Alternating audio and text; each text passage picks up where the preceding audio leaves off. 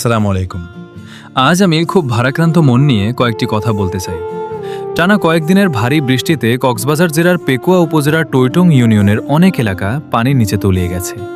অসংখ্য মানুষের ঘরবাড়ি, ফসল, হাঁস মুরগি, গরু ছাগল সবকিছুই ক্ষতিগ্রস্ত হয়েছে। অনেক পরিবার আজ নিরাপদ আশ্রয়, শুকনো খাবার ও বিশুদ্ধ পানির সংকটে দিন কাটাচ্ছে। সবচেয়ে কষ্টের বিষয় হলো এই দুর্যোগের সময় অনেক মানুষ নিজেকে অসহায় মনে করছেন। অথচ আমরা সবাই জানি, দেশের যে কোনো জেলায় বিপদ আপদ হলে পেকুয়ার মানুষ সবসময় সবার আগে সাহায্যের হাত বাড়িয়ে দেওয়ার চেষ্টা করে। অন্যের দুঃসময়ে পাশে দাঁড়ানো এই জনপদের মানুষের একটি সুন্দর পরিচয়। আজ সেই পেকুয়ার অনেক মানুষই কঠিন সময় পার করছেন। তাই আমাদের সবার কাছে বিনীত আহ্বান, আসুন যার যার সামর্থ্য অনুযায়ী তাদের পাশে দাঁড়াই।